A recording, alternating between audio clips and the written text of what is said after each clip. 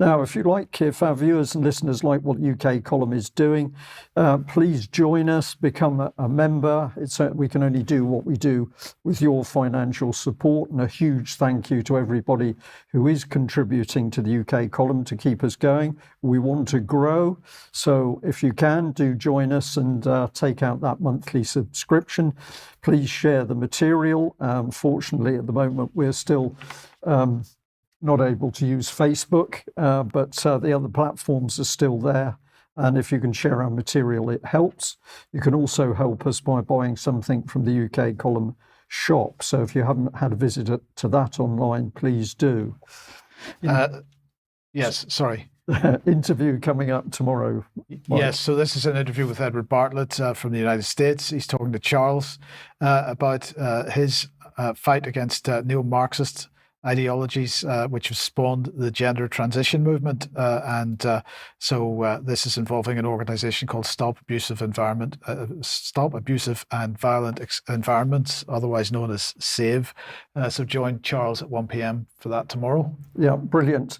And I'm also going to put my personal plea out again for anybody who's a UK Column member to buy this Agenda 21, Your Life in Their Hands report. We've got really good reviews from people about it. So a lot of people really excited to have it, be able to read it, understand more, and also start to talk about this subject with other people. So if you haven't yet got one, please get online and make a purchase. That would be good.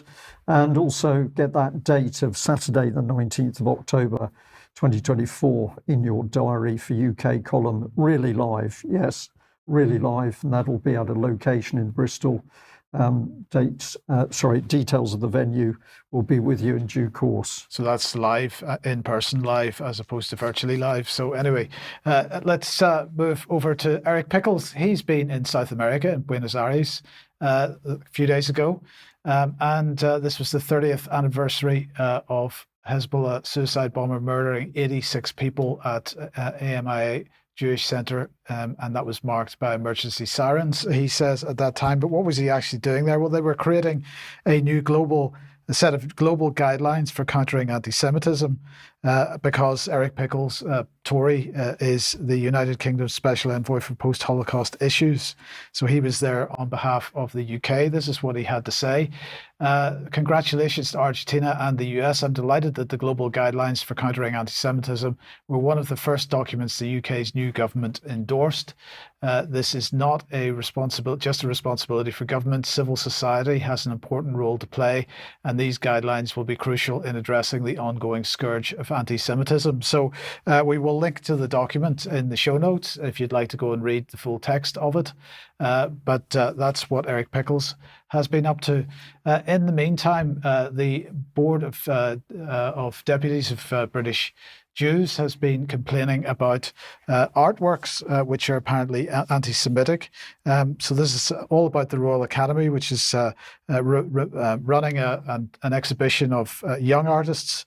The Board of Deputies was unhappy about some of the paintings. Let's have a look. The first portrait, number 425, in your summer exhibition, they said, by a member of the RA, Michael Sandel, is somewhat provocatively titled, "The Mass Slaughter of Defenseless Women and Children is Not How You De-Radicalized Gaza."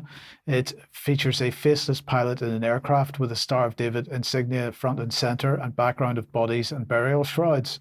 The second is from your Young Artist Summer Show by the 18-year-old named Kozar. It shows an individual hiding behind a sign reading, Jews say stop genocide on Palestinians, not in our name. This appears to be a submission from someone non-Jewish. The third, also from your Young Artist Summer Show, is by a 16-year-old named Andy. It features screaming women with a swastika overhead. The artist says he created this piece of work inspired by the recent conflict in Gaza, which he says draws many parallels with Nazis' oppression. So they objected to that. If we just put that back on screen for a second, the current conflict in Gaza is tragic. They say it was precipitated by Hamas, who entered Israel on October the 7th and murdered 1,200 men, women, and children, as well as taking more than 200 hostages. It still holds more than 100. Hamas continues to fight Israel behind civilian population of Gaza, which it uses as human shields. We would question the judgment of allowing these pictures with their highly politically charged and controversial messages into the RA's summer exhibition, particularly with no attempt to present any context or contextualizing works, and so on. What was the response from the Royal Academy of Arts? It was to say sorry. So we recognize an exhibition for young people and artwork by young people is not an appropriate environment for volatile public discourse, they said in a statement. We offer a duty of care to the artists we exhibit and the visitors to our galleries, particularly our youngest and most vulnerable. And they went on to apologise for any harm or any perceived harm done. So that's basically censorship as a result of claims of anti-Semitism, I think that many would dispute. But in the meantime, we've been talking about the UK Holocaust Memorial for quite some time now, because of course there was a bill in June 2023, the Holocaust Memorial Bill, which was passed at that time. Nothing moved on since, but the question is, what would the Labour government do? Now, just to remind you, this is this new memorial to be placed just to the south of Westminster Palace and the Palace of Westminster, sorry, and Victoria Tower Gardens. That's what Victoria Tower Gardens looks like at the moment. And this is what it would look like if they build this memorial. And from the inside, it would look like this. But of course, why are they doing it? Well, because it features in the 2030 roadmap for UK-Israeli bilateral relations, amongst many, many other things. So the text from this says the UK will open a new National Holocaust Memorial and Learning Centre to stand as a reminder of why we must be relentless in the fight against Holocaust denial and distortion and anti-Semitism.